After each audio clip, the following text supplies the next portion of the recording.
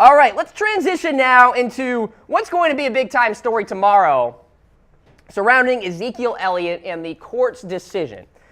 So there will be a decision tomorrow, most likely. Hearings will go on with a 3-judge panel in terms of should Ezekiel Elliott be granted an injunction, essentially, while the court goes through its process in the Second Circuit. This is the same circuit that struck down on Tom Brady and that eventually led to Tom Brady being suspended for 4 games.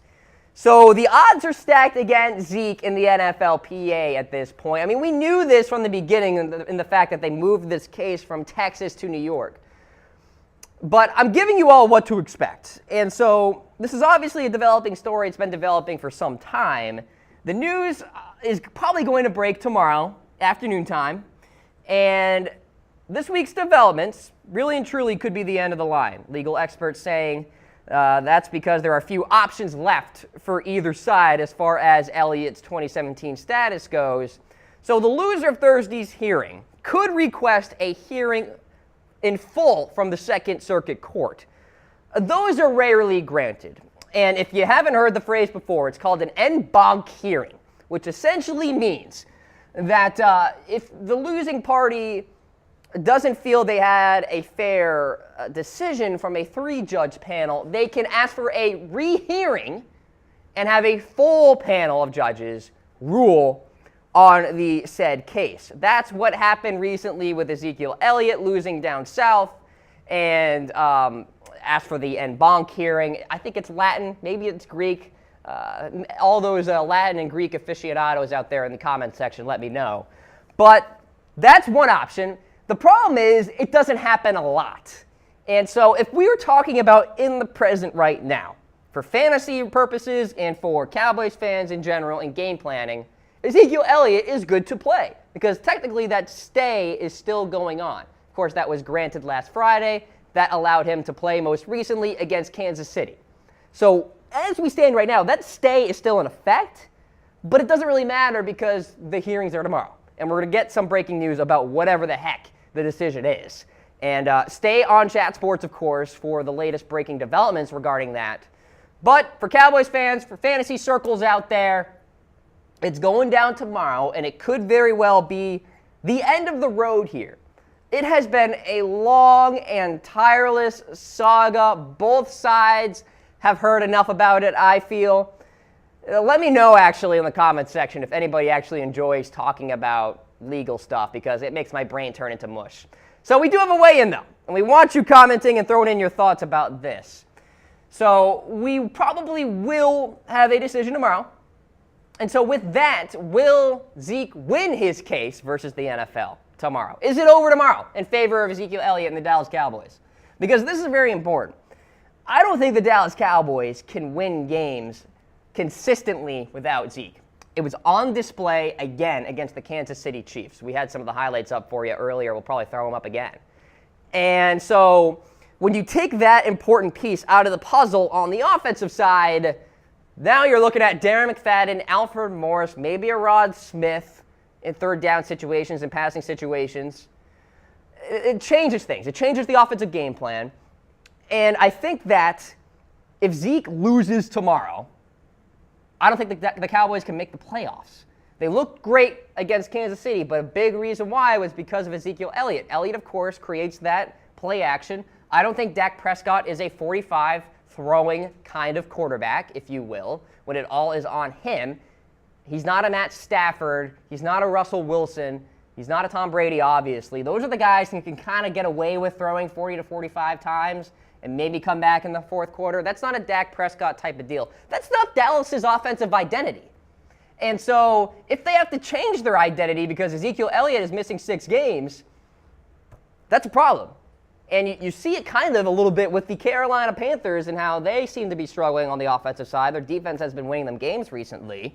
And so I think that could be a similar situation with the Dallas Cowboys. So will Zeke win or will the NFL win? I'm seeing some comments right now. He will get 4 games. That's Joel chiming in. So it's an interesting situation, and it's a developing story, and it looks like it could finally come to an end tomorrow. tomorrow afternoon when the hearing goes on. And so, obviously, this being in the NFL's backyard, I feel, if I had to predict, the NFL is probably going to win this. At the grand scheme of things, you have to go back to the collective bargaining agreement. The CBA says that Roger Goodell can essentially give any suspension that he wants, and if you don't like it, well, that's tough. And I brought up an analogy with our own Tom Downey recently on the Cam Rogers show. I believe it was on Monday. You remember when your parents would be like, life's not fair because I told you so? That's kind of what Roger Goodell is doing to Ezekiel Elliott. Whether I feel he gave Elliott a fair process in terms of his appeal, etc., it's not for me to say. What I'm saying is Roger Goodell is essentially saying, I have the power to do this. We've had PR nightmares in the past in terms of suspensions with domestic violence, and I'm going to nail down this 6-game suspension because I said so and because you signed for it, or the NFLPA signed for it in the collective bargaining agreement. That is where we are at right now. So it's not about whether it's fair or not, although that's what Ezekiel Elliott and the NFLPA are arguing, that essentially he didn't receive a fair appeal. The NFL, of course, countering that, saying it did everything required in the collective bargaining agreement to make it happen. But the courts in the past, most notably with Deflategate, have said essentially and emphasized the court's limited authority to intervene in arbitration matters like Elliott's when his suspension was upheld through the NFL appeal system. So what that means is, look, the courts are going to be like, we really have no jurisdiction in all of this. You signed a collective bargaining agreement. You knew that this stuff could perhaps happen, and you signed anyway. We're not going to reverse a decision because you agreed to something and now you don't like it after the fact, like hindsight bias kind of thing. So that's what I feel is going to happen from the courts. That's how I see it all playing out. That's probably going to be the argument when the decision is ruled, the court's ruling in favor of the NFL. It's going to be the same, probably exact argument as what was essentially put out for the NFL against Tom Brady in Deflategate. So obviously these are two different infractions. One is an accusation of domestic violence. Another is an accusation of deflating footballs. But they both fall under the CBA and all that stuff. So with that, a decision is looming, folks.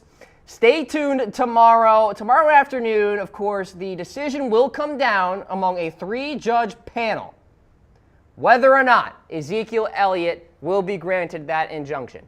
And if he is, by the way, he's probably good to play the rest of the year because this whole court process is going to take all the way into the offseason. So it could be a big victory for Cowboys fans, could be a big loss for Cowboys fans tomorrow. Honestly, tomorrow, I mean, it comes down to the playoffs.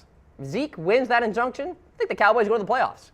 If Zeke does not win that injunction, I think they don't make it. So it really comes down to all of that. So there you have it, ladies and gentlemen, some developing story news, if you will, with Ezekiel Elliott. Stay tuned for the breaking news coming tomorrow, but that's what you should expect.